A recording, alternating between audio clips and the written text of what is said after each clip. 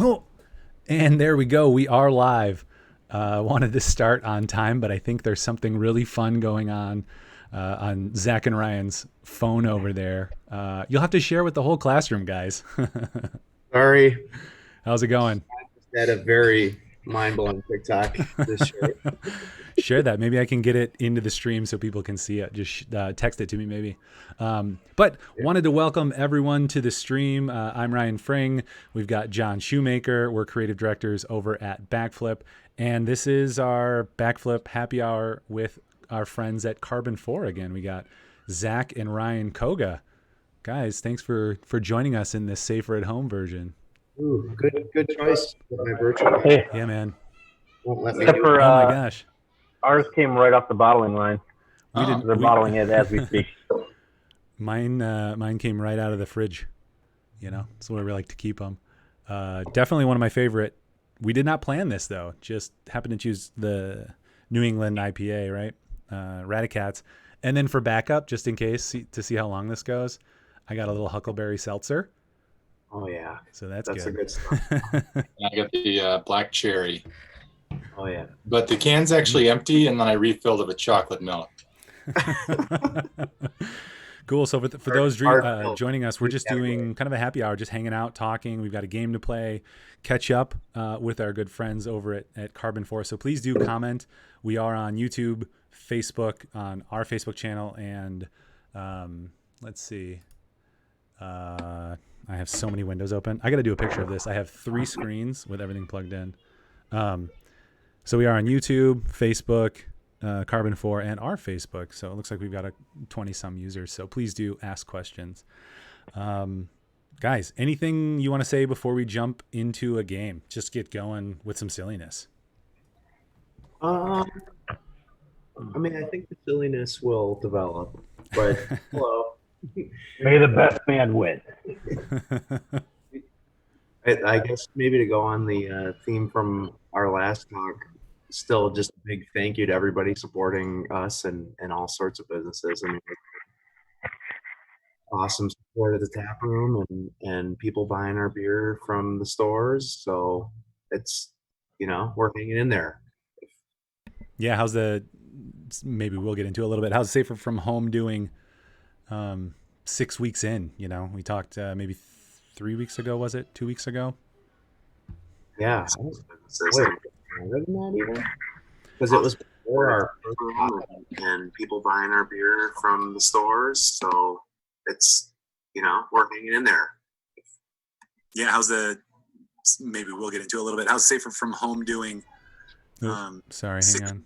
You know, we talked. Do we have a loop audio somewhere? Sorry, it's me. John's listening to our Okay, I'm audio. really confused.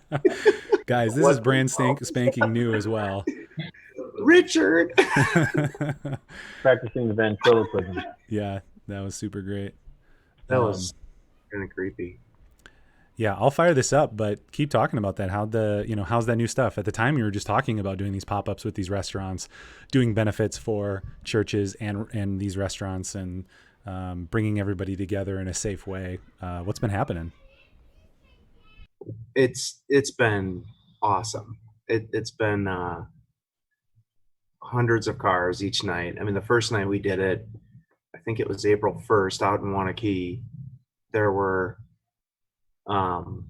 we just got blown away. Like we prepared for a pretty big show turnout, but we ran out of food real fast. Lone Girl had made enough for sorry, I gotta turn our office phone off here so it doesn't get loud. We'd made enough for like 300 portions, thinking, okay, that's a pretty decent sized turnout. We ran out like less than halfway through of food. We still had beer and other things. So then the next week we doubled things. We made it all the way through without running out, but ran out of like some of the side stuff.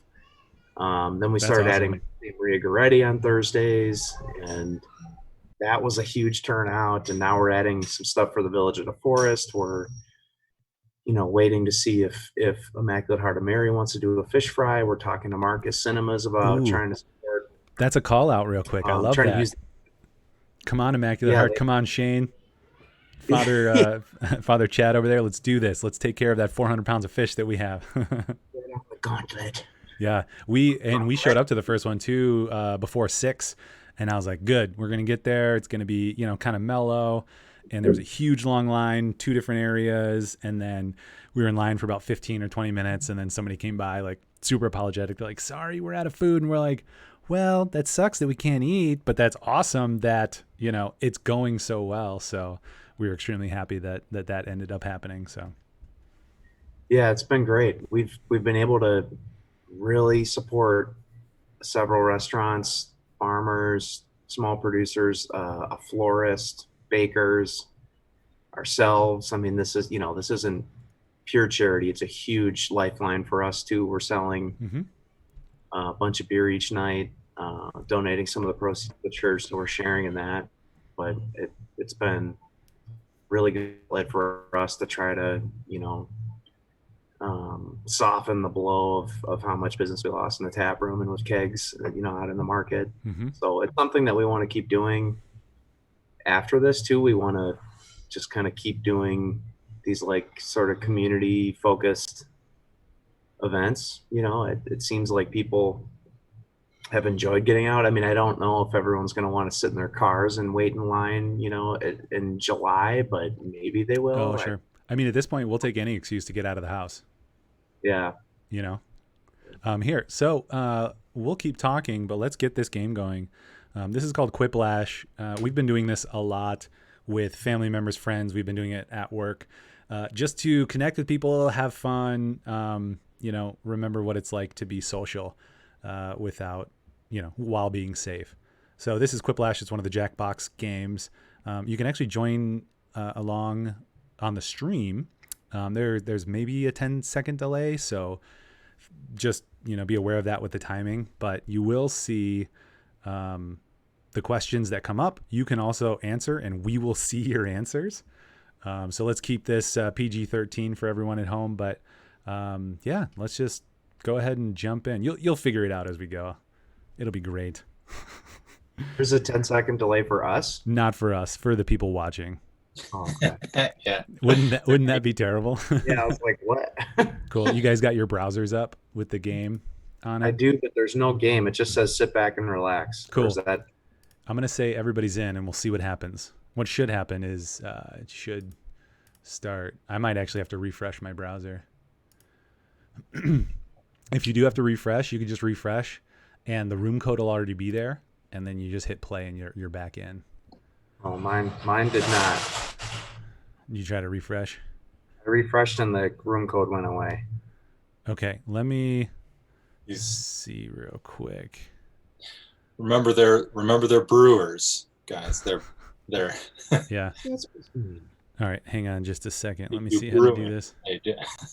Hang on. Watch this. Here we go. Technology. Okay, I'm going to also kill my audio real quick on the stream. So Yeah, I'm back in as Zach too.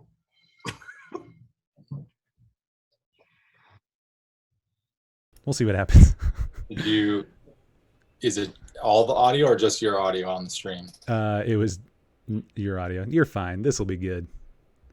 We'll make it work. People love it when you troubleshoot online live. Yeah. All right, here we go. There it is. We're back up on the stream. Everybody's in. All right, here we go. 3, 2, 1. There's 2 Zachs. If you're just joining us, we're playing some games. We're hanging out, drinking some of our favorite brews. The Nipa is one of my favorite. I haven't gotten Hotspot yet. Haven't been out in the world to get it, but I'm pretty excited to get that. I see Ryan has the Nipa as well. Normally there's a guy talking here, but we can talk because I turned down all the audio. You'll get 2 prompts on your screen, and it'll be like, the first time Abraham Lincoln blanked, and then you fill it in, and then you submit, and then you fill in a second one and submit it, and then we all vote on the funniest. Oh, okay. That's how we play. Have you guys been able to do anything like this with family or friends, or?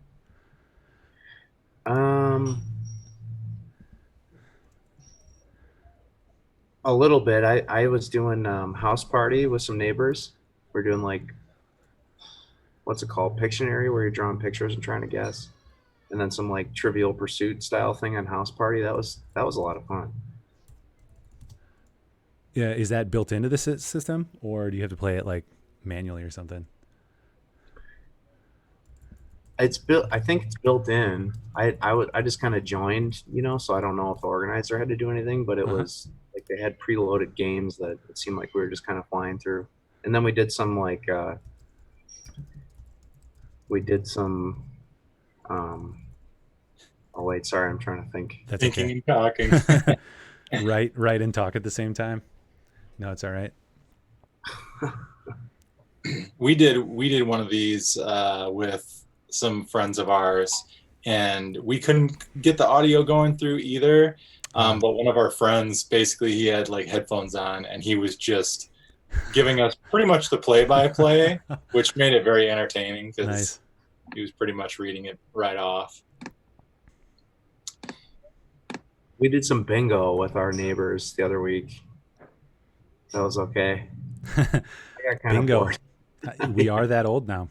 Yeah, it was all right. So we do have the last Zach. The last Zach just won't have any answers, which is fine. Yeah, There's sorry no way to about- like manually kick you out of there. I'm a little slow.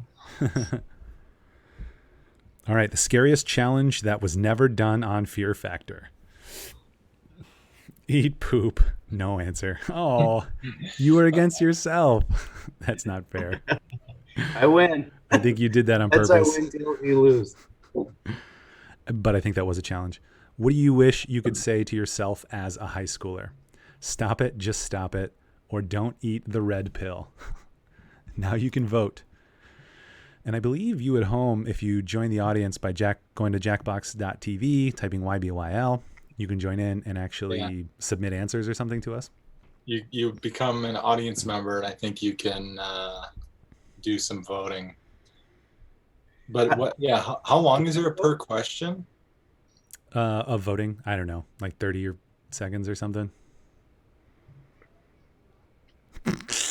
Only one vote. How do you vote? One or two. Able to It's just vote on your iPad? screen. Oh, mine didn't do anything. Yeah, mine's not giving me a prompt Oh very my- well oh, no. either. It might have been because we sat there for like 10 minutes. Okay. How you know the pants you're wearing are 3 sizes too small. Shoes we are go. turning blue or love handles. Shoes turning blue is way funnier. I'm going to go with love handles because I feel it. I feel it right now as I'm sitting here. Let's see. See if we got 2 votes. If we got 2 votes, then that worked. I don't have the option to vote, so If you're one of them, you don't get a vote. Oh. there you go. did finally get one in there that time. Nice. Call that a... Oh, it's not a quiplash because we don't have fake Zach in there. Yeah. What would happen if you removed all of Johnny Depp's many scarves? No neck or nothing. I really pulled a Zach. Yeah. A So far, rejected name for a Crayola crayon. Color. Smurf fart blue, booger eater. All right. Vote. Booger eater. That's great. And we have to wait like the whole 30 seconds for Zach number 1. oh, that's right. We're not going to be able to. We're going to have Yeah. stuck waiting on. If I could go back, I regret everything. Well, maybe it gives time for any audience members who are brave enough to Yeah. join. I really Zacked this one. Nice. And you didn't even vote. Is it not working? No, I This don't is- have any way to This is vote. going so well. If you don't have anything, you can try refreshing again, but just leave your name the same. I did leave my name the same. It auto assigned the 2. Interesting. Yeah. Must be one of those Myers-Briggs thing. So same thing again for round 2. Let's see. I'm like reading the question aloud. Sorry.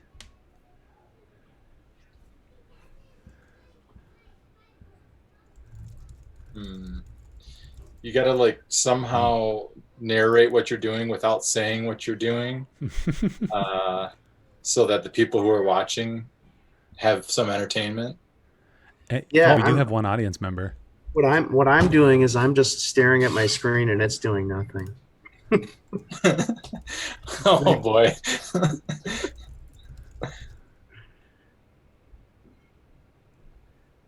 There we go.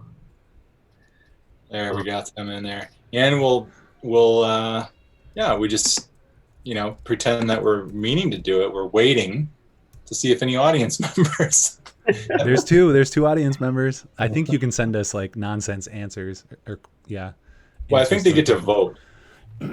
Okay. Clearly we're very well versed in this game. Yeah.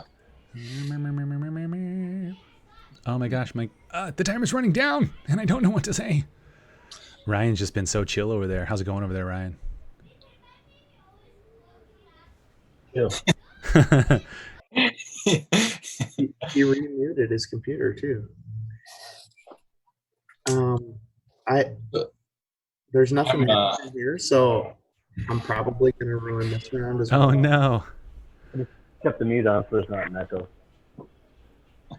A warning that should come with every IKEA futon. Hopefully, I mean, Don't stumble with your spouse. Hannah texted me and said, "Have Zach refresh his screen." I think he tried that. Did you reboot your phone? The worst part about being under Dracula's thrall is that he's always making you Zach. Oh, I want to choose organizing his scarf collection, but I feel like Zach deserves the Zach vote. He's always making you Zach. I'm gonna make a Zach 3 just to. Well, you'd have to join audience if it does that because you can't join midstream or mid game. We'll see about that. We'll see about that. Oh, it let me join as Zach Normal. Oh, are you back as Zach Normal? I think so. Nice. Zach Prime. Original Zach is back. I did really like organizing his scarf collection. I thought that was really good, but I'm such a sucker for like making fun of each other. Remember when buying a new home, always make sure the previous owner didn't have a plan to murder you or default. Darn it. Zach Squared would have answered poop in the refrigerator. It would have been good. And a reminder to our audience, I will be trying to serve up any questions that you have as we do this. I'm surfing all the streams. Every time Ryan makes a mistake, drink. Now, I'm assuming you're talking about Koga, right? Yeah. A line you wouldn't expect to see from a message in a bottle. Send Franks.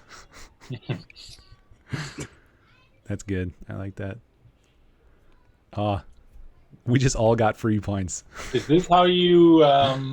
Is this kind of how you name your beers? Yes. Not too far off. Yeah. More or less. It's champagne torque. Yes. Just pounding our head against the table for 3 hours. The Last Lash. Everybody gets the same prompt. So this is fun. As it says, we all get the same prompt. And then we all get to vote 3 times, including voting for the same one several times if we choose. And hopefully, Zach, you're back. Complete the comic. So tell me again, why I have to jump off this cliff?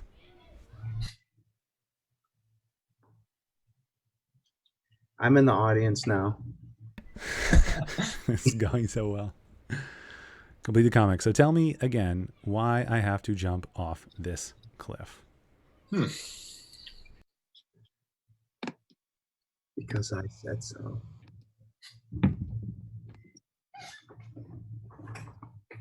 Man, there's so many answers that I could do that are not appropriate. And if this was not streaming, would be hilarious. But we want to be sensitive. So I got to come out with something else. Let's see here. Steve Farina said he'd love to collaborate with you guys for a new brew. Is Steve Who is that? with another brewery? He is. I didn't make it. He's from Madison. Let's see, Steve, are you on the stream? You want to shoot your reply to that? What? Who are you with? I guess we only get one vote now. Yeah. Yep. I'm sorry, Ryan. You kind of ruined it. No, it's good. You just have to keep talking and tell me stories. Yeah. You got to keep it going. Ooh, there is an audience vote. Yeah, are you the audience vote? No, it just hold on. All it says is you're in the audience. Wait for the time to vote. Sweet. You forgot to refresh. Free pie and punch. When I refresh, it starts over. Technology. Technology. Oh my gosh. The technology can superimpose a six-pack behind me. Does not allow me to fill in Oh this man. comment. Gold votes. Everyone got a gold vote. Steve Farina owns some apparel companies, or so maybe he's talking about doing a T-shirt or something for a. Oh, that'd be fun. Yeah, you guys got anything? You know, you're Ryan. You're brewing a lot. What's that look like? Anything new? Trying to keep up? What's going on, man? We just brought out on last Friday. We released Narnia Business, the strawberry milkshake double IPA. Mm-hmm. So that's something new. Yeah, is that in stores yet? Just out of our tap room, and then at these drive-through markets. Basically, when can we really buy good. it? Really good. So yeah, either call the breweries and swing by and pick it up there at the tap room, or one of the drive-through functions. We'll be sure to bring plenty. Yeah, it took me a little bit to pick up on that. Somebody I think had posted with it in context, and then I got the Narnia Business. Narnia Business. Yeah, that's how you should answer every question about that. Like if you're, interviewed by a reporter, like what was the inspiration for this brew? Narnia Business. Yeah, I've been waiting to appropriately use it, and I was doing the fruit testing last week, and Zach came out to the bar where I was set up, and he said, "What you got cooking over there?" And I just got the giggles and the shakes because I was waiting for it. Narnia Business. So I don't want to be an a-hole or anything. I'm not trying to be a jerk, but Narnia Business. No, it was built for that. You probably been waiting a month or two for that perfect moment. A month, like 30 years he's been waiting for that stuff. See, when I first saw it, I was just reading it like, oh, Narnia Business. Yeah, honestly, I like C.S. Lewis. Until I read the whole, you have to read the thing. It's so funny. And then, the cadence makes sense. Narnia Business. Yeah.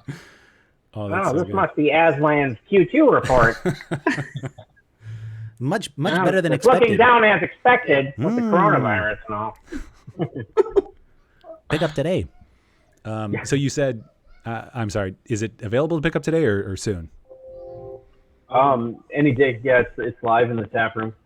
Oh my gosh. You can call. Did a lot of phone calls happening Friday just to pick up the beer, and Nice. and we'll have it at the drive-through markets this week. St. John's and St. Marie's already. Nice. 16-ounce cans, four pack of 16-ounce cans, about 9% alcohol. It's really good. We used a lot of fresh strawberry. It was like concentrate. You get from a company that everything they do with their whether it's a puree or a concentrate, it's just 100% from the fruit at its like peak. So that was for the juice part, and then we had vanilla beans that we had chopped up and recirculated the beer through it, so you get this hint of vanilla for the ice cream. You get enough strawberry to make it feel like a delicious drink and still be an IPA in the beer, but without being obnoxious, without being a complete carnival beer. What, carnival beer just being crazy flavors, or what's that mean? Yeah, carnival beer, that's kind of been my personal term in my head, I think, for all these like really, really off the wall ones when you just come out as slushies or, but just pick some kind of weird food from the carnival that you're going to need a prescription for something afterwards. Sure. And turn it into a beer, Yeah. No, we're super excited. Monica was like, "Have you heard about this Narnia business?" I was like, yes, I have heard about And it. you're like, but you're not saying it right. Yeah. I want this Narnia business. This sounds delightful. Let's see. No, that's when you're gonna be like, wait, what beer again? And when she says Narnia business, you'd be like, well, geez, I didn't mean to. Sorry. Yeah, why Trying to help, I guess. What we got a question about go for it. the things to deal with during the quarantine. Besides everything, what's the hardest thing that you guys have been dealing with? Personally, professionally. Good question. Probably the two things we're having to lay off people, and then secondly is we've been spending a lot more time at work, so not seeing the family and not seeing the kids as much, especially now that our wives have to play teacher now too, all day long. So it's not an easy role to jump into, and just very little, not little, but this, like, you can't just, it's hard to find a good way to support them.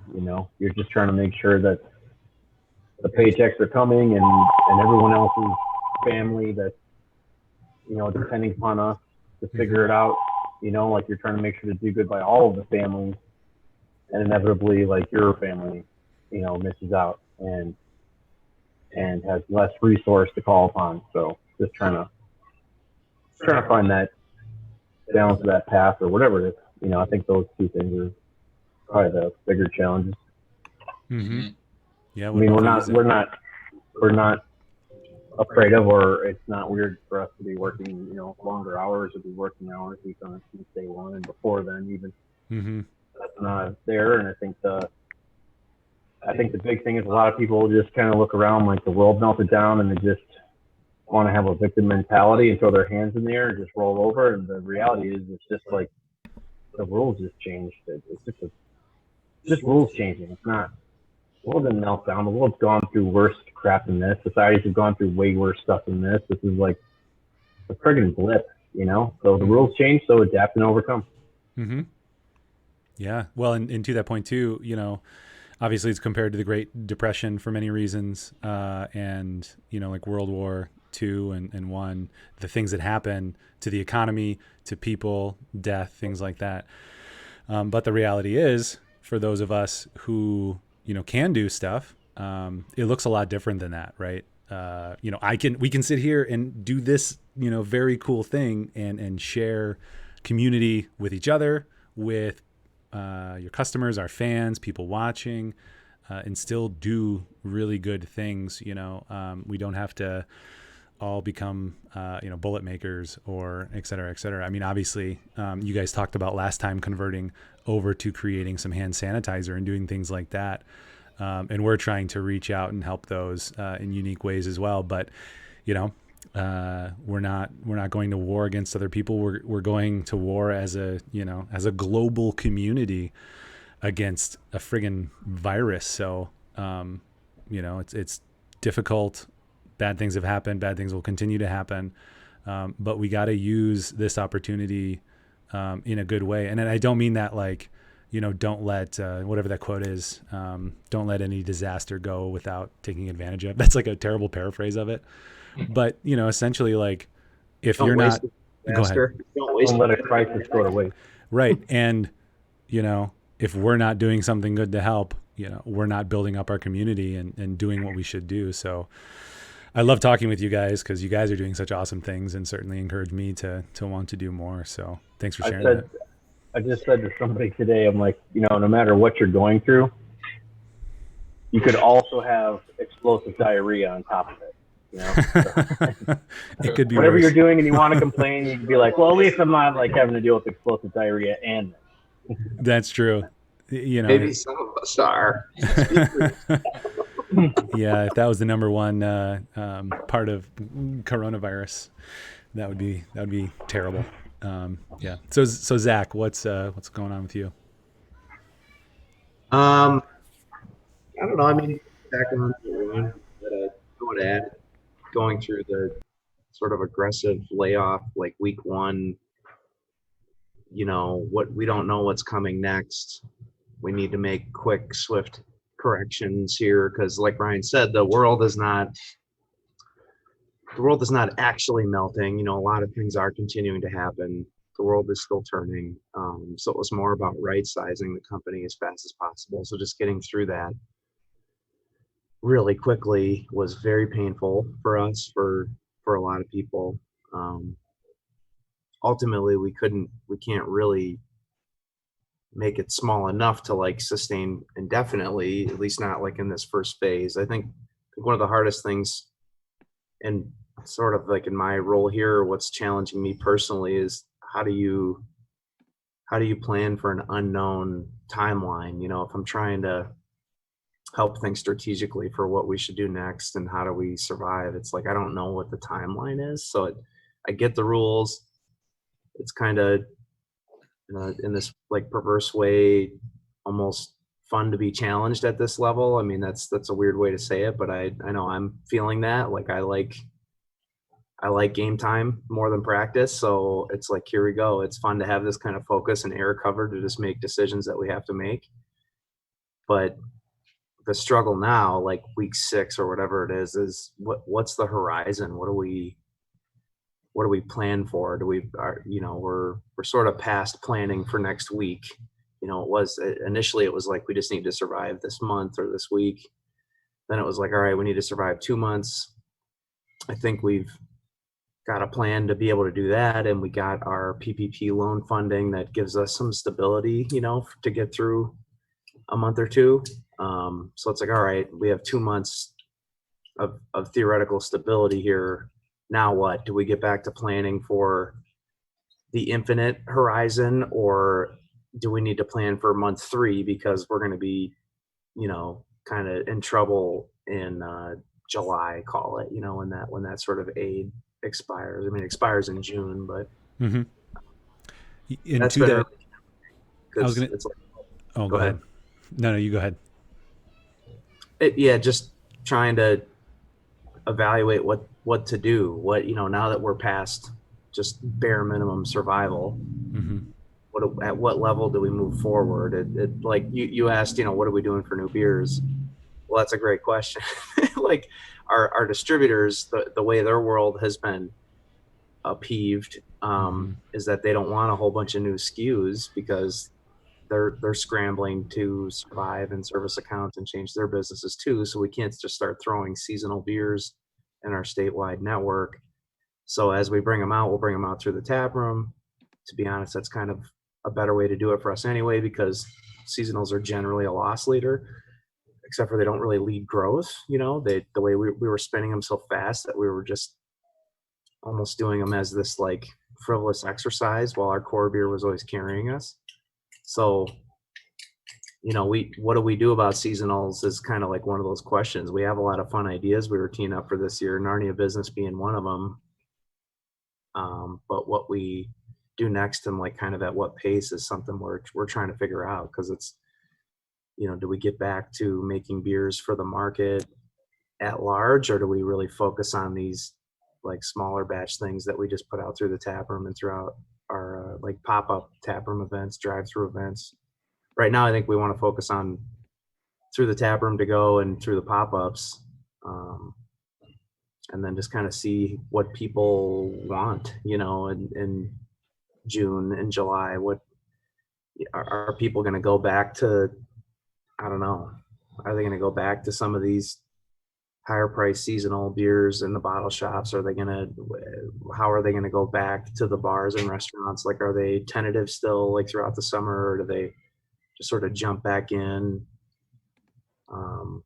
That's all stuff kind of weighing on us. And, I don't know. What do you guys think the first thing, you do when the doors open again to that point? Do you have kind of like, what's the re-kickoff, the reopening plan? I think We were literally talking about that this afternoon, standing on our patio, pressure washing for therapy. It's very therapeutic to pressure wash dirty things. So we were standing there spraying and saying, we don't want to waste this time. And how do we open? That's something we're still kind of working out. Generally speaking, our tap room's still here. We still have tap lines. We have our merch. We have our beer coolers. So the default plan is just kind of reopen business as usual. But I think we're considering keeping more of like the afternoon, evening hours as opposed to all day. We never had a great lunch business midweek here anyway. And so I think that's something we're thinking about. We're thinking about kind of going to counter service. We're thinking about how to maintain our online ordering and our like to go pickup ordering. Cause I think that's something that was a movement that was happening more and more in the world anyway. Chipotle had their to go rack already there. McDonald's was partnering with Uber Eats. There was all sorts of stuff like that happening anyway. And I think this accelerated it. So we'd like to keep developing that as like a real core piece of the taproom experience and try to find a way to like make it just be part of our taproom. Yeah, I was going to say too, that was one of my, things I got excited about when you guys did the tacos. And we've done that several times and it's so good. I've always loved your guys' food. A lot of people who haven't been there might not know how amazing your food is as well and has been. And the tacos are no exception to that as well. And so to be able to get that and then now thinking to the future, like, hey, whatever else, other concoctions you guys come up with, I hope it goes from tacos to the entire menu.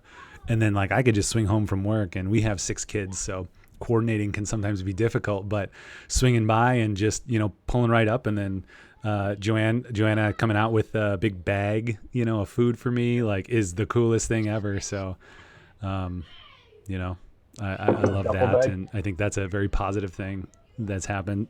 Certainly. Yeah. We want to keep it.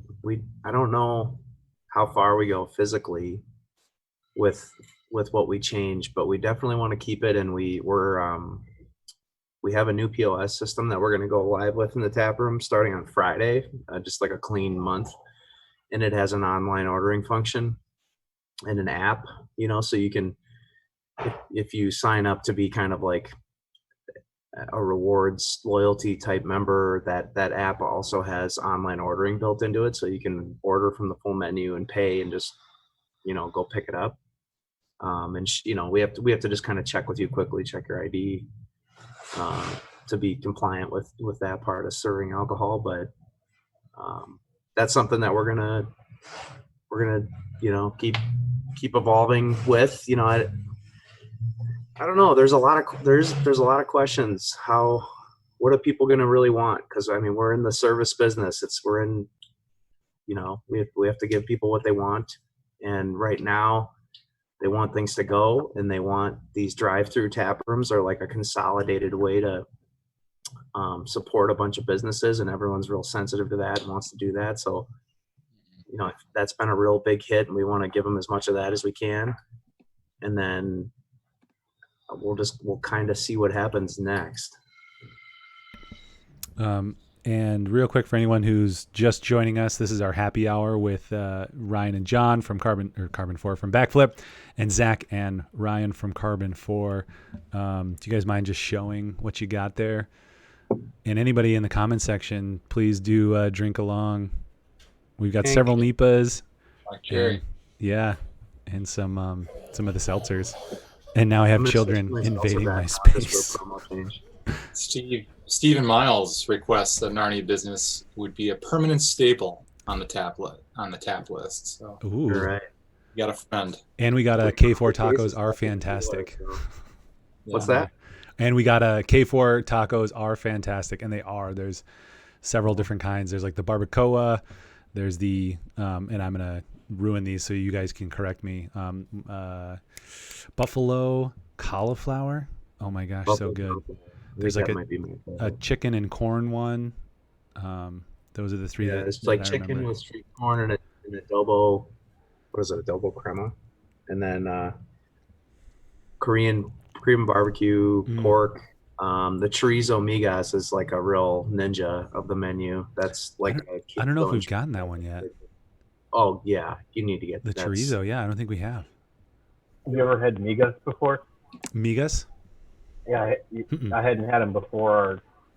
Before they started making them here, it's like you take a potato and you pretty much liquefy it, and then you put it into like a pastry bag, and you like drop it into a hot fryer, and it makes these little tiny fried potato crunchy things, and then you put it on the chorizo taco with some queso, and it's like it would be the ultimate. If they had those around at like when we were back in our college days and I was visiting Zach, that would have been what we were eating at 2:30 or 3 in the morning, and then rolling around with indigestion until 11 a.m. when we go get more. With indigestion and deep regret. Oh my gosh, that sounds so good. But it's like a different form of French fry, right? Like you mash it up and then just fry it in a different shape. Not healthy. Put it on some chorizo. Sounds amazing. So delicious.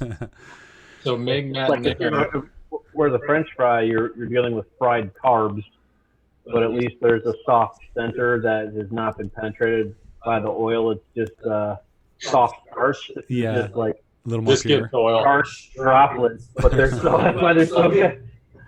All the way through. That reminds me of Taco John's.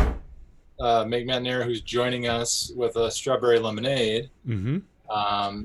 She wants to know where your inspiration for new flavors come from. They everywhere. Yeah, so many places. Everywhere. I mean, there have been times where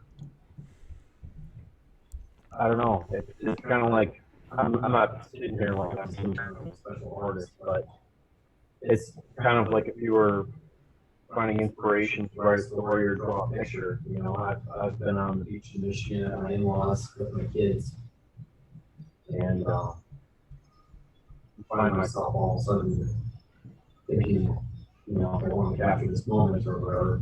I think we lost your audio. I think we're hearing you through Zach's. Oh yeah, you did it all day. It's kind of back and forth. Alt 8. Yeah, all day. There you go. Turn off. What? Your audio. Oh, muted? Yeah. There it goes. Nice. Yep. I kind of end up finding the inspiration wherever, you know, you find inspiration for anything that really speaks to you, I think. There's definitely, I'm not a skinny person, so there's plenty of, you know, food adventures and trips we've gone on that you think, hey, I want something to either complement this moment or if there's something about that you want to recreate in beer form. Yeah, I mean, Narn Your Business, I can't take credit for that one. That was Tim Ott, the guy who was in charge of our pilot program for the last year. He just he left a couple months ago to go to Omni Brewing over in Minneapolis. But that was one of the beers that he had made on the pilot system.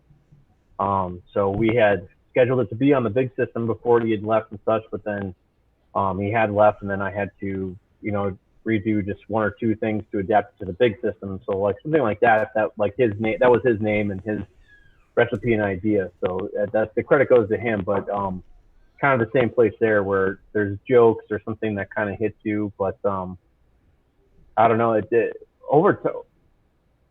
it was certainly easier to come up with ideas like 5 or 6 years ago. You know, you didn't have 8,000 breweries trying to scour every last undiscovered corner of, you know, the brewing world. Now there have been plenty of times where we've come up with a funny name or an idea or a flavor or something, and you think you're being novel, and for just a moment you feel you stumbled across something until you Google it, and then you're just another dumbass. Yeah. You know, well, I guess what I always liked, you were explaining to us years ago about how you just kind of approach things like you just want to make stuff that tastes good, which I like that idea, you know, instead of like Well, I wonder if anyone. I bet no one's made a mushroom and dirt beer. Like, like for good reason. Yeah, that's a really good point, John. Yeah, I usually the ultimate goal is to make the beer that I feel should exist. So that inevitably, I think in that definition, it ends up being something good because it should exist, not just there for the sake of just testing an idea. I mean, sometimes it's a pilot system. Sometimes you can do that laboratory experiment in your mind, and then somewhere else. You don't necessarily have to bring it to life to wonder if it's a bad idea or not. Like Gym Socks and Boogers aren't going to make a good beer. Not one that I want to drink unless I'm getting paid $1 million on Fear Factor to do so. So kind of start there, but I mean, there was a lot of the stuff for quite a few years. There was a lot of memories that I had, like warm fuzzies in my mind and in my heart that I just wanted to share with people. And we've gotten to do that many, many times. And then you run up. And when you just try to do that 40 times a year, you go like, I don't have that many memories anymore. I can't remember what I had for breakfast. Yeah. Nonetheless, something special enough to make into a beer. Well, it's that interesting question too of like, how do you make money? How do you make a living as an artist? And we have that video from 5 years ago. No, I don't know, 7 years ago, 5 years ago that you can see on the website where I think it's Fleece Navidad, FLEECE Navidad. Where we talk about that and the inspiration of that, which I think is like winters and running in and getting hot chocolate and marshmallows maybe during winter. That was back in the day when our mom would bake an enormous amount of cookies, and they were just like tins full of them. And so the smell of that, and then getting face washes with snow outside, and then that's right. She would make come with the hot cocoa and the floaty marshmallows in it, and we have these little jack-o'-lantern mugs that I have them now, so my kids have them when they come in from feeding nice. each other out. Yeah, Mom, they gave them to us when they moved. Now you were saying getting whitewash or face washes. Do you mean getting, or do you mean giving them to Zach? Now you also have other siblings, so were you guys both getting thrown in the snow, or were you doing the throwing, Ryan? I have no problem throwing snowballs at people, but I've always seen like a face wash thing as a real malevolent type of activity, and I don't. So Zach had to do that to you to fight back. I don't know if I've ever given anybody like a true blue face wash that I was just like pissed off at them because I hate it. I've gotten them a bunch of times, and I like getting your face cut by ice crystals is not fun. So I'd rather just throw a snowball at you, or if you tackle or whatever else. Snowball fights are fun, but face wash I didn't do very much. So this is I really think this is a cool question. So Stephen Miles asked if there have ever been any beers that you made that you personally love, but that just didn't sell, and that maybe you don't make anymore for the brewery. Yeah, like any of the barley beer. Oh. All the barley beer ones. I mean, anybody who had it, they kind of liked it, but like that was a fart noise that like pretty might as well not have happened. But it was like a really delicious stuff. Are there any more of those around right now? Yeah, there's some. What'd you ask? I'm sorry. The barley beers, because my wife was just like, "Oh, isn't that a barley beer?" And I was like, "I don't know." Tastes good. The strawberry lemonade that got referenced before is a barley beer. That's right. I think that category is still something that we'll kind of keep poking around. Well, the original question, Zach, was, just like if there's anything that you guys have ever made that you really liked, but that for whatever reason just didn't catch on and you just don't sell anymore. All sorts of things. I mean, it was, Ryan did this beer wine hybrid, the Camerlot or Camerlo. It was, he used grape must, and it was kind of capturing this other beer we really liked, and really just sophisticated, like awesome beer that, we only did it in kegs and it wasn't this big thing, but it was, couldn't really. That's different than the Cabernet. Was there a Cabernet one in the brewer series? There's a Cabernet Barrel Aged Lady Luck that we still have some of those that we're going to get more into cans here. Well, that was beer aged in Cabernet barrels, and this one was I actually got a 55-gallon drum of Merlot juice, like pressed wine grape juice, and added that to the fermenter with the beer base. And I think, Zach, I was about to say that word too, sophisticated. I think that was probably the most sophisticated beer that I've made thus far. It was like subtle and nuanced, and yet very over the top in certain ways, and that's just kind of the thing. But that's kind of like when I brought that out was really, I think, when Untapped and the whole like beer Pokemon was kind of really more going up, where people didn't. That was really the change when people were looking for a new experience and not necessarily a good experience.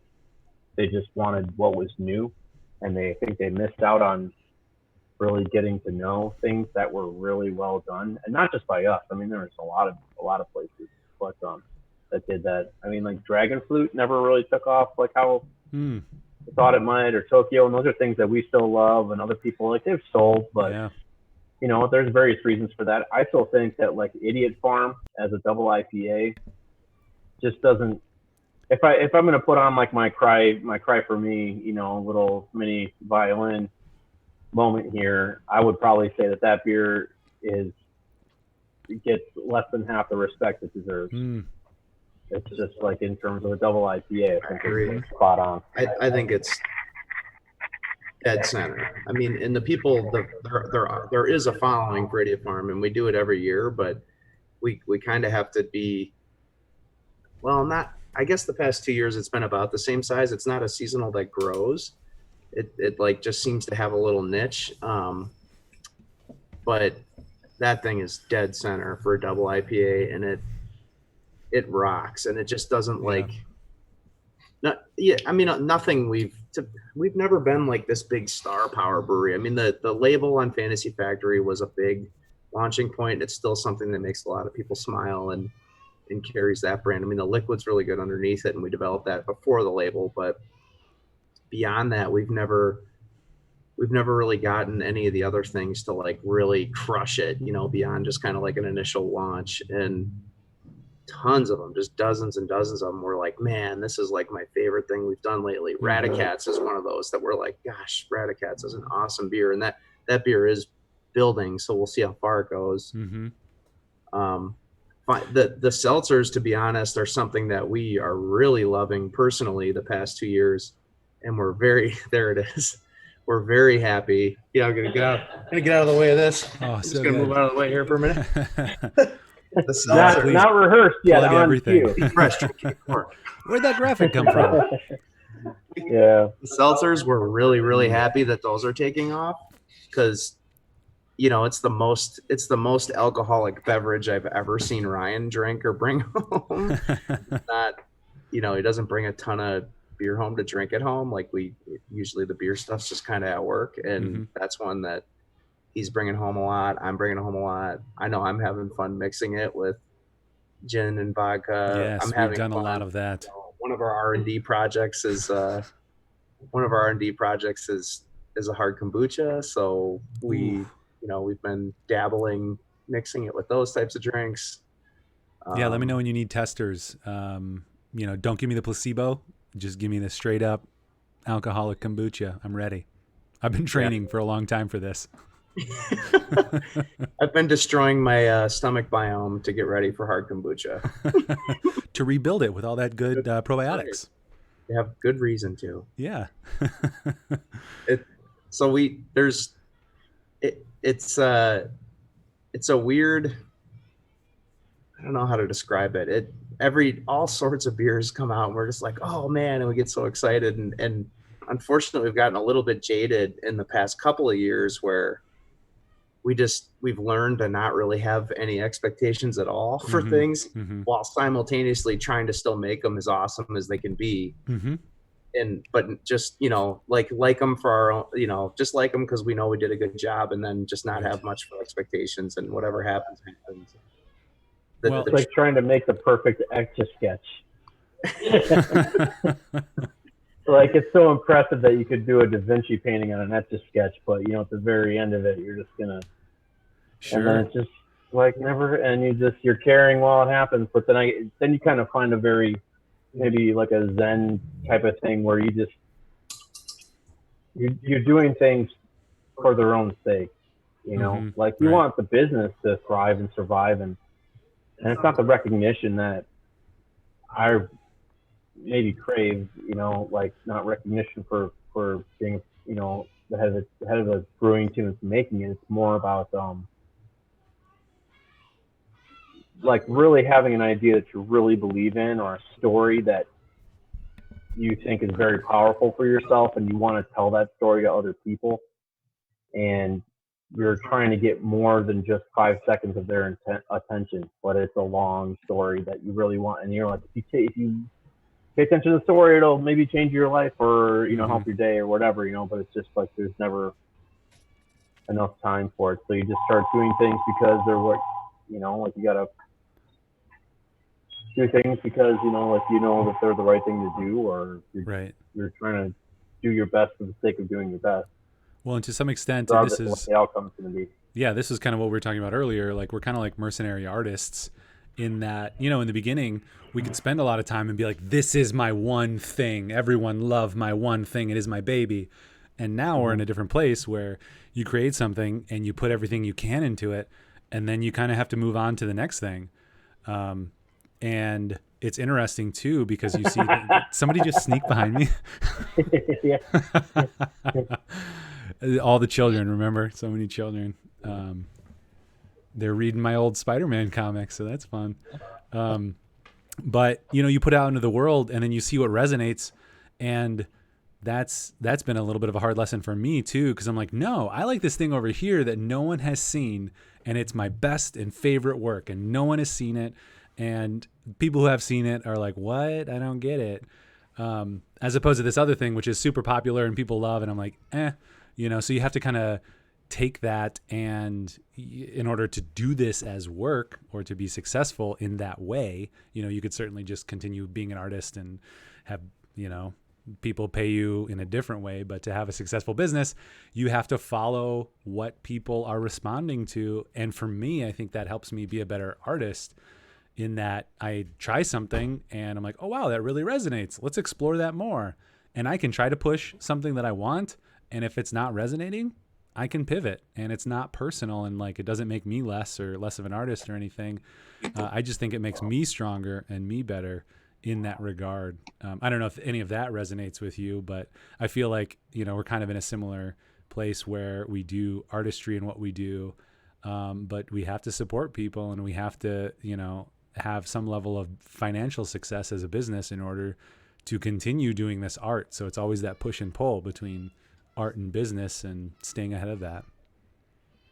Yeah, I mean, we're a manufacturing company, and we only exist, when you exploit economies of scale, and so turning and turning and turning and, throwing paintings away, as it were, doesn't really work. So we're always trying to find ways, like we spent the last couple of years trying to build a manufacturing process where we could profitably iterate at the speed that we're seeing, our customer wanting to see things come out.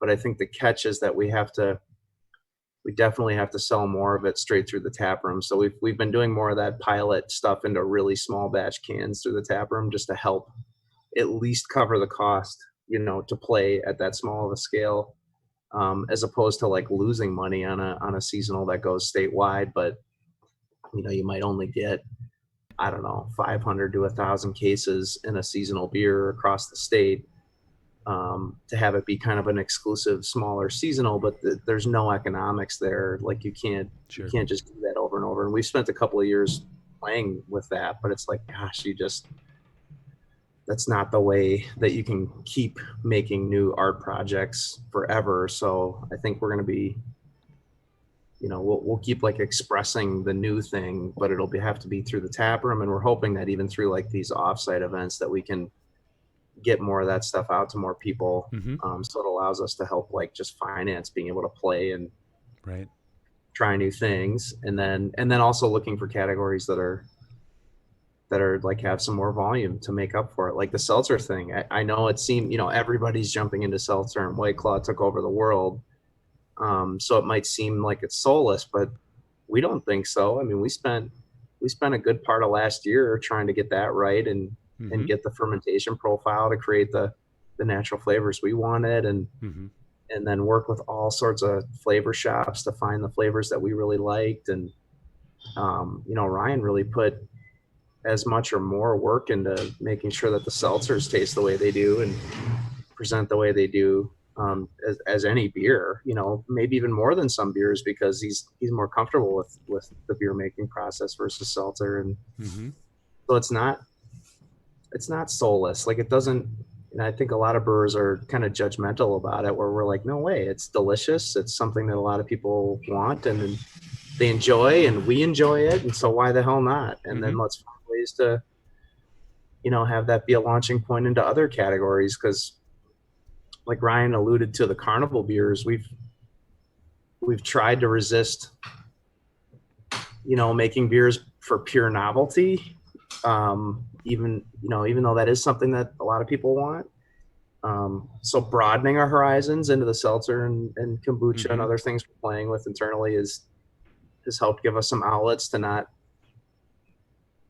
chase some of those, other projects too far, because it's kind of a snake eating its own tail, when you have the scale of breweries that we have today, making the amount of different SKUs they have with almost no R&D. It's just like idea in the tank in the packet. There's very little process going into like, is this really a high quality, well executed beverage, or is it, shelf stable in any way? And so I think we're looking to spread out horizontally more and find, some more like blue ocean, as opposed to just iterating ourselves to death on whatever's in vogue, for 2 minutes. Yeah, I mean, something, and we should get to questions. I think it's probably what you're jumping in with. But for us too, I don't drink a ton of beer. So, I'm not just getting 6-packs and 6-packs and 6-packs, but geez, as soon as I see something new come out, I'm like, oh my gosh, I got to try it. So it's an interesting thing where we typically have some staples at home. And then we always bring your guys' beer places. But I'm always interested to see what you guys come up with. And even the seltzer, never thought there'd be any, phoning it in or anything, because it's you guys. And that's part of why I wanted to do something like this, is because we've known each other for a long time. And, I have that appreciation of you guys and the care that you take with everything. But other people may not. And I think people should see that and see the care. And yeah, at the end of the day, you got to make so much that you can sell it, but you do care, right? You did spend a lot of time on the seltzer, and I remember tasting some of those early flavors, and it was so refreshing, because I had some, like White Claw and the other ones, and I was like, I like the idea, but way too sugary or way too sweet. And then we get yours, and it's like, ooh, it's like you squeeze some, lemon in there, or lemon and lime, actually. I've never actually had a huckleberry, so I don't know what a huckleberry tastes like, but I imagine it's like squeezing, just, having seltzer just like that. and squeezing some, huckleberry in there. But the care you guys take with everything, to me, is evident, and I hope it's evident to our viewers as well, who we should definitely get to their questions. Yeah.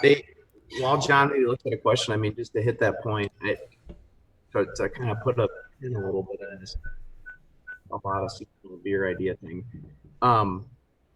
We've really, especially in the last year and a half, we've really got centered around and trying to get recharged around the process, and like really challenging ourselves in the process and being focused on that, more than like the golden egg, So the seltzer thing was just a great example of that, where we really enjoyed, how can we take this thing that's happening and like really kick ass at it in the process, and like feel really good about the quality of it, the execution of it, all the little pieces of it. And we'll just see what happens. We're not going to have, we'll do it in a way that it doesn't have to be this home run, and it won't be financially ruinous if it doesn't work out, but Right. we'll just see what happens next. Let's kick ass at the process and find a way to enjoy that. And it turns out getting back to basics like that, just executing, doing things really well, the seltzer's doing great.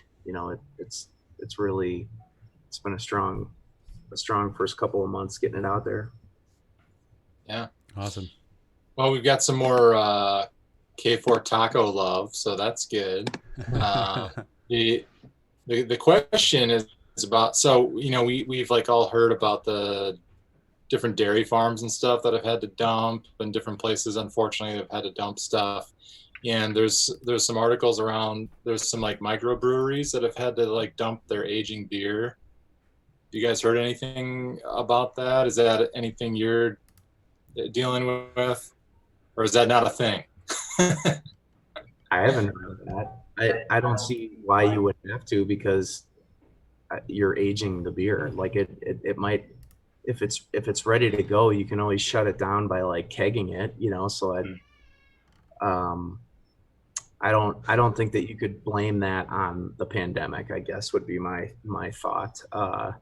And even with the milk, talking to, some of what we've been doing with these markets is talking to as many different suppliers, farmers and things as we can. And I got a little bit of the story about the milk is that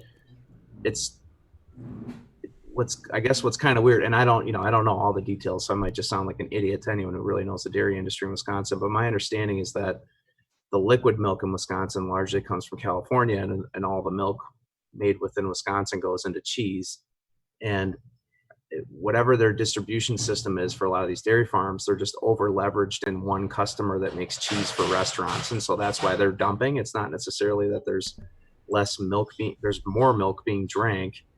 There's more cheese being eaten in the stores. It's just not going to the restaurants. And so when you have these dairy farms that are only making their milk for one customer, and that customer was in the restaurant supply chain, they're having to dump milk. But what seems, I don't know, frustrating or strange to me is why they can't pivot that to liquid milk more readily. I mean, I could imagine a lot of issues, but and I know some are pivoting a little. This week at the St. John's drive-through, we're going to be selling cheese curds from a dairy farmer who was having to dump milk but is now turning their milk into curds. So we're going to have some of those, trying to support that whole issue, that whole cause.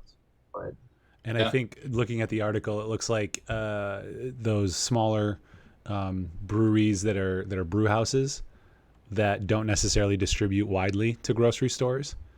And so when their restaurants won't take stuff, they don't really have an outlet.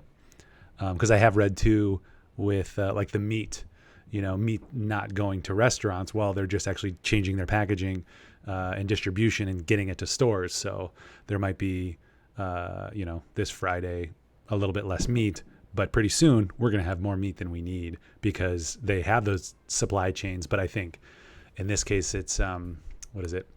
Bajas Brew Labs, which is a brew pub. What? It's like it's kind of a business principle, it sounds like, where it's just like over leveraging, it's just not a good thing, however you do it, in whatever industry you're in. If you were way too deep in one channel, if that thing gets shut down, you don't have anywhere to go, anywhere to pivot. Exactly.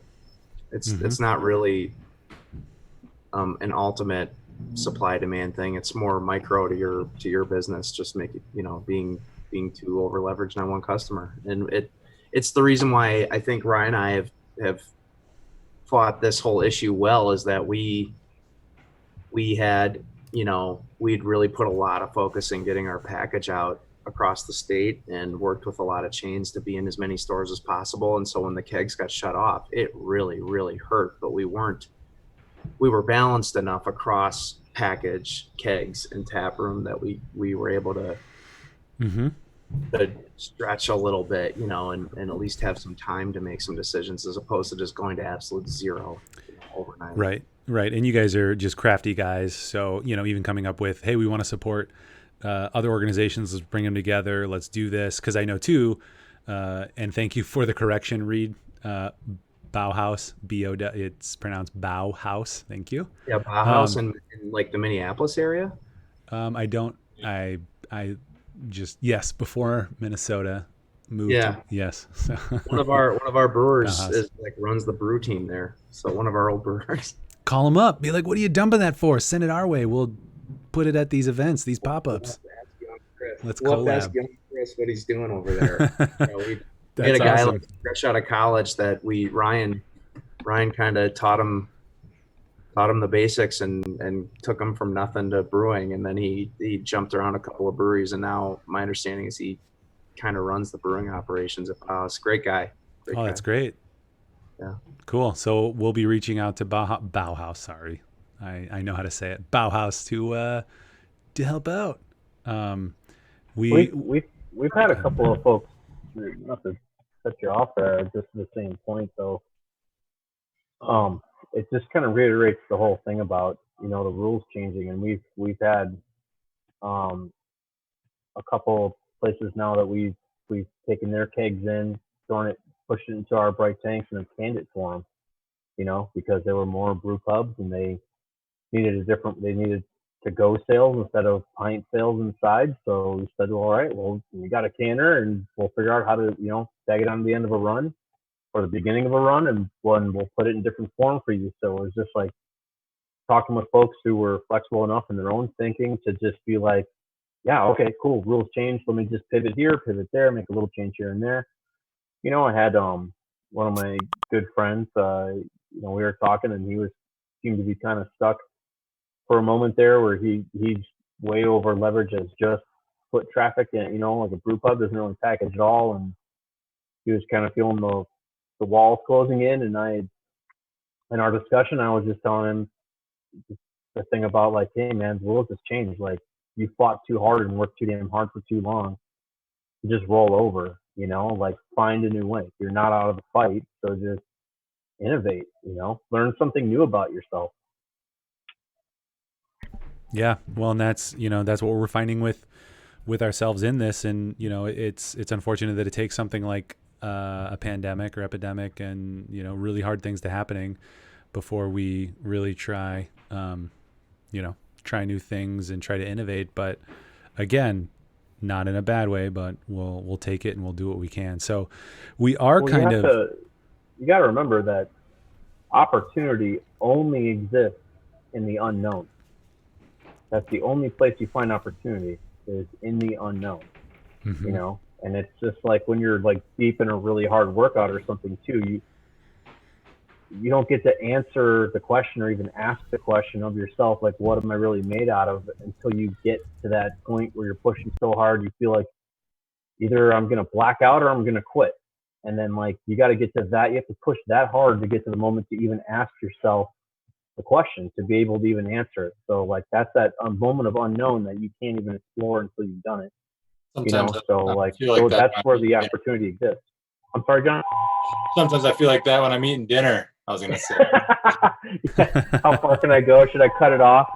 Yeah, I mean, yeah, it's like all that other stuff. I mean, it's like another dumb little thing I've said sometimes, which is like, how deep is your well? I mean, the well only needs to ever have one more bucket in it. It doesn't have to. You don't have to know anything more than just, can I get one more bucket out of that well? Because that's what I need. So, and just answer that question one at a time. So we're winding down here, and I did want to matter-splain just a little bit about what's hey! actually I don't have anything to matter-splain. I just wanted to say that. I had to text my wife. I was like, because she's been trying to use that. I was like, what was that word that Ryan invented? Let's bring that back. Matter-splain. Yeah. Well, I love her for it, because I think it's that so good. makes one of us who's been trying to use it. Yeah, we are winding down. I wanted to try and get maybe one more fun game in. We'll play the same one again. Let's try to get it to work. I'm gonna. We got other questions, John? Yeah. While we're doing the game. Well, I was going to ask if you were going to break into a song, and apparently my wife and I are just on the exact same brainwave, because she sent the message into the unknown. I'm doing it monotone to see if you pick up on it.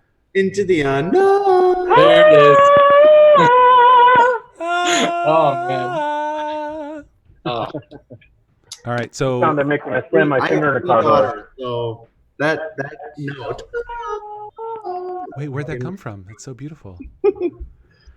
Real quick, I'm gonna send in chat the room code. And then why don't you guys go ahead and pitch the upcoming pop-ups that you have so we can let everyone know so that they can support you guys. Whoop, I'm knocking stuff over everywhere. As well So as we have St. John's in Wanakee tomorrow, 3 to 6. We'll have the drive-through tap room where Rex from Rex's Innkeeper is going to be making brats, and he has his cheese spread, so you can come out and support Rex. We're getting and I forget the name of it, the dairy farmer that was turning milk they were dumping into cheese curds. So we'll have cheese curds from them. We'll have meat from Fisher Family Farm. We'll have either bread from Stallsies, or I think we were trying to figure out if we could hook up with Stella's fast enough for this week. That might be a coming week if it works out. And Monica helped me remember that. I was something that was on my mind the other week, and then she texted like, "You should have the hot cheese bread from Stella's." I was like, "Great idea."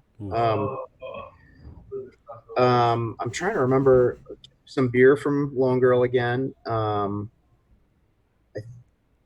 We were trying to figure out if one of the Wanakee area, like greenhouse type places, wanted to sell some plants, so that we get people their gardening supplies, but that didn't work out for this week. So anyway, Rex is the feature food for tomorrow, St. John's and Wanakee. Then Thursday we're 4 to 7 at St. Maria Goretti on the southwest side of Madison. We will have food from Vintage. We'll have some goodies from La Brioche and La Baguette. We'll have beer and seltzers from us. We'll have I think we have meat again from Andy from Fisher Family Farm. And then next week we're going to be Wednesday, Thursday at St. John's and St. Maria's again. We're in discussions with Marcus Cinemas to do something at the Palace and at the West Side. We're still kind of working out some details there. They have some, they have more corporate loopholes to make sure everything's cool that we do something like that. But it was their idea, and we're trying to work some of that out. The Village of the Forest, it looks like, is going to have us do an event at Fireman's Park on May 12th. More details TBD. We're talking, we'll see if IHM wants to do let's pressure them ride at the Immaculate Heart of Mary in Monona. And we're setting up an event to the Taliesin, the nonprofit group that supports the Taliesin out in Spring Green. We're putting together a Spring Green area community, more of like a drive-through farmers market style thing on May 23rd on Saturday. Trying to get together a whole bunch of farmers. Because there's a lot of produce farmers that I think they're gonna see some tough times here this spring with less farmers market traffic. So we're trying to create an outlet for that and get connected with more of those folks. So that's a pile of things that are just kind of on the radar, and we're trying to add more. It's been kind of crazy to put together all these big events, but I was thinking about you guys when we talked yesterday, and I'm like, I'm just sitting here on a computer and phone calls, and you guys are like having events with 1,000 burgers and this and that, and I'm just like, what do you got there? Dots homestyle pretzels. Dinner or snack? This podcast is brought to you by Southwest Flavored Dots. We did have a restaurant guy commented he'd love to help local breweries out more with booze pickup. Just hasn't seen the guest grab hold to the convenience, but maybe there's something there. Like, hey, who is that from? A Reed Daniels. I guess I can read the last name since you'd see it online anyway. He's a restaurant guy. Would love to help local breweries out more with booze pickup. Just haven't seen the guest grab hold to more convenience. So maybe there's something there, like you're not distributing kegs, but you can distribute something else to restaurants and they can distribute beer. I don't know. I'm not in that business, but that'd be cool. I like connecting people. Let's make it happen. Yeah. We are trying. We're looking for as many ways as we can support all of our peers, all the bars and restaurants. We're in this together with them. We're trying to come up. We bought back all of our untapped kegs at full percent to support our distributors and bars and restaurant customers. We're talking about kind of doing a swap out deal to help them get restarted with kegs here in June. So we're going to put our money where our mouth is to support all of our bar and restaurant customers, and we'd be happy to get, I don't know, get connected with anyone that could use our help in any way, with their to-go business. So reach out. And I've got my producer here. This is Mary. She's got her backflip film shirt on. She's been sitting over there running the boards while we've been talking. All right. That's old school. Did you get out a vintage logo? Is that a shirt from my that sister long ago? made that last year, and that's the logo that she found. I was like, oh, that's great. Nice. Cool. So Zach, go ahead and look in the chat, and then you can join the game. We'll play, and then we'll be out. If there are any questions too, keep putting them in there. We'll be online for a few more minutes. And do you guys post that on your website in the events, or what's the easiest place to find all those things? The way we've been managing it is doing Facebook events through our page. So go to the Karben4 Brewing Facebook page, and each event is getting its own event page, and we're putting the menus there. We're putting details there. People can ask and answer questions there.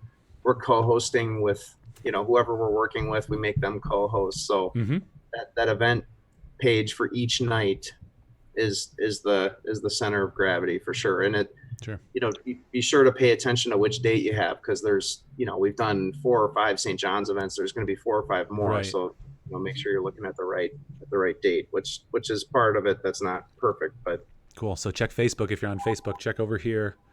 If you're on the Karben4 page for those events. Cool. Zach's in. Let's jump in. Steve Miles says, keep on keeping on. You guys kick ass. And Thank you do.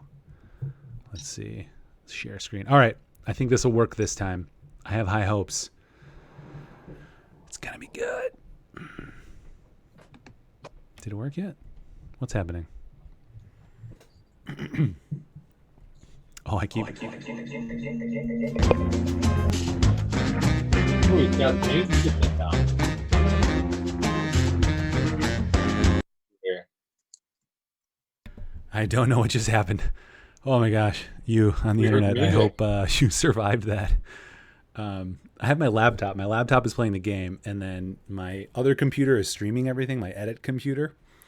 And I have a microphone. Like, I don't know what's going on. I need my producer back. Can we get her back in here? Okay. So hit the AB switch. Hit the AB switch. You got to somehow work your way through answering this question as you play the game. Nice. How big of an impact do you think branding makes, not only on the brewery as a whole, but also each individual beer, naming, artwork? Oof. And you got to play this game. Yeah. How much does that naming and branding play in the success of a beer? I hate to say it for like the beer purists, but I think it's the majority of it. I mean, Fantasy Factory, it was our lead beer that we knew we wanted to package first, but until we put that label on it, it had kind of plateaued, in keg demand and stuff. It was sort of like, okay, this is this great beer, but it's not like just growing and growing. When we put that logo on it and put it in package, we couldn't keep up for 2 years. So, I mean, I think it's a huge portion. I think high quality liquid, consistent liquid is just the entry fee, and everything after that's execution, and the brand is part of execution. And really even beyond that is maintaining the brand for forever and trying to keep it, well displayed, well presented. I mean, I think I don't know. It's one of those things where, like, I think people overvalue ideas when execution's really the game, and I think that's the difference between the liquid and branding, where yes, the liquid is important. Like, a good idea has to be the fundamental, but the execution's 80%, 80-90%. And I think branding's part of the execution. Yep. And you do have 44 seconds. Friendly reminder. My wife will tell me about different things coming out, and I'm like, oh yeah, that is coming out. And I am not super on social media, but by golly, if I get ads for steel-toed tennis shoes every day for several different companies, which is interesting. So he has so many steel toed. so many. I just have to buy those things. I've got 19 seconds. Hang on, I have to finish an answer. I wonder if that's what is afflicting Idiot Farm maybe a little bit. Branding. Well, you guys were just talking just the additional like marketing it or whatever, but are people just the different personality types are gonna not be drawn to it. All right, here we have the weirdest setting to find on a microwave would be a pre-programmed button for 1985. Oh, whoops! It auto-corrected to OPD. OPD. What's it supposed to be? Old meat. Old meat. We'll give it to you. Okay. Like 225 you degrees. You gotta answer for OPD meat. or baby. EOPD. I do kind of like 1985. 1985. 1.21 gigawatts. 1.21 gigawatt. Microwave time machine. John, to your comment about maybe Idiot Farm's hitting people wrong, you're right. The one thing. A new fragrance by Gerard Depardieu. The weird game with branding and beer styles and seasonals and all this crazy stuff that we're always navigating though is that if it's for everyone, it will sell to no one. Yeah. So we, and that's that get back. Do you have an example, Zach, of another brand? Perhaps? I'm just kidding. Still can't vote. Oh, only I one was vote. going to say taint good, but taint bad. So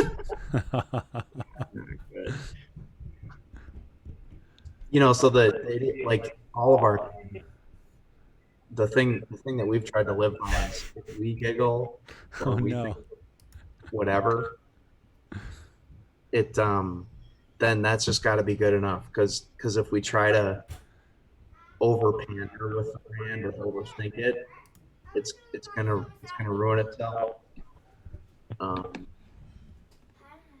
So it's like you just kind of have to really put yourself out there, and if you think it's funny, put it out there, and if the world agrees, it sticks, and if it doesn't, you just move on. It's like embrace that process and just keep iterating. Right. We kind of have a saying that's very brutal. We got another producer in the background. It's you got to kill your babies, but it's about the creative things that you create. Yeah, that's redundant. Yeah. The things that you create, like the scripts or the films. Like at some point, you have to you have to move on. Into the Unknown. That would definitely be John's theme song, just because Amanda said it. But yeah, again, do you want to be a successful artist right now, or do you want to be, I don't know, maybe it doesn't have to be a competition between like a successful artist now and later, like you look at like Picasso and those guys and the biggest painters that we know, they did thousands and thousands of paintings, just so many. Oh, and we have answers to write. And they sold most of them at the time to make money, maybe for, I don't know, the equivalent of $100. And now some Picassos sell for millions, So maybe Idiot Farm is going to sell for $1 million. So just hang on to it and just pass it on to your children. Well, or just don't worry, just make another one. I think, I don't know if it was Da Vinci or Picasso, one of the artists where, like, to your point, it was like 20,000 paintings or 50,000 paintings or something in their lifetime, or these composers that had so much composed music that somebody could spend 40 hours a week for like 30 years trying to write down the amount of composed music they have. I think the big point is don't dwell and don't try to like maybe overfix that thing you've already done. Just do the next thing. And that's kind of contradictory to like us whining about having to do too many seasonals, but you're right. You have to kill those projects and just keep iterating and keep looking for what people want. And really ultimately that's the brand. The brand is that whatever we try to do, we'll do really high quality. So at least you can trust that. And then we'll just keep iterating until, people find big things that they like. My game doesn't work again. Sorry. So I'm sorry.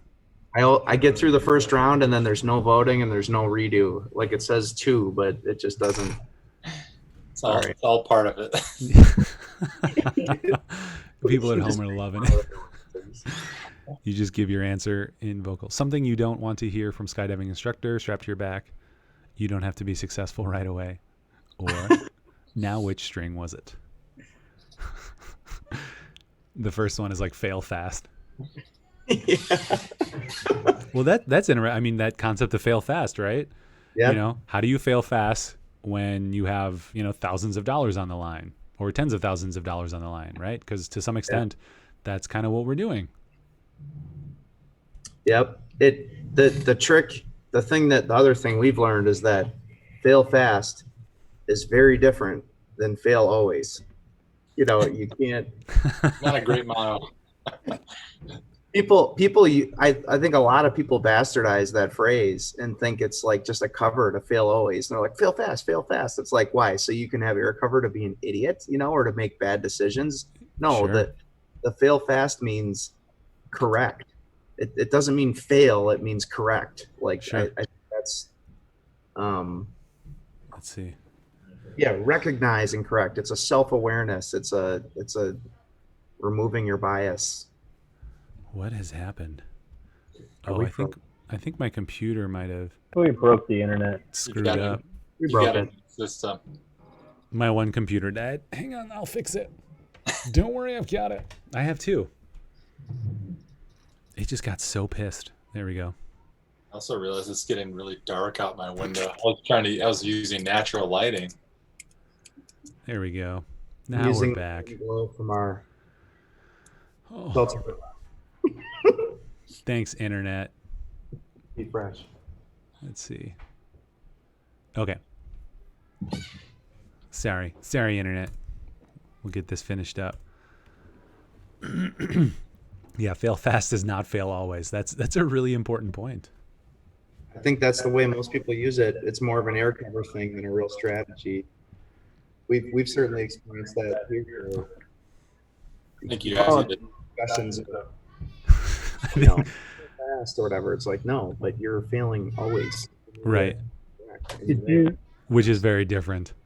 Did we lose our last questions on there? Yeah, it's fine. Did you have a good one? All the technology is fighting Yeah, it against was, us, but it was a good chat. Like, what's the worst thing you can get caught in your hair? Zach. Zach was the answer. Yeah, or it was like, what? And the other one was like, what's a really weird punishment or whatever you can do your kids? You look them straight in the eye and tell them, I said, I'm not your real dad. Oh, no. That's the opposite of Luke, I'm your father. I said, into the unknown. Oh, that would have been the best round ever. I'm giving your sister all of your Pokemon cards. Cool. Well, we'll leave that as it was. We had a great chat. Thank you guys for coming on to our happy hour today. Cheers to you for doing some cool stuff. Obviously you brew cool stuff, but then working in the community, connecting with people, just being awesome dudes. We appreciate it. Thank you for having us, and thank for the 5 people that might have watched. Thank you for watching. I think we're at like 44. Yeah, That's this is enough. another That's experiment Yeah. in failing. We want to take the opportunity to play around. I was on a stream from a national brand. I was on a stream for a national brand that only had 300 people. So I don't feel bad, having a 6 of that, just with our little things that we're doing. I think that's pretty badass. Yeah. Well, it's going to start somewhere, and then all those folks will be able to say, I was there for the first one. Before Maybe the K4 backflip Tonight Show. Yeah. It'll take a little bit of doing, but we'll get there. Cool. Nice. All right. We plugged the pop-ups. Any other final plugs? I think we got your social networks up online at Karben4, at Karben4 Brewing. If you just search for Karben4, you'll see you. Anything else you wanted to plug before we call it a night?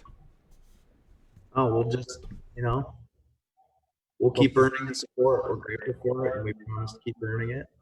and we will be the last one standing if it comes to that. So I remember that the police are gonna have to pull you out of the tap room or the brewery. Awesome. Yeah.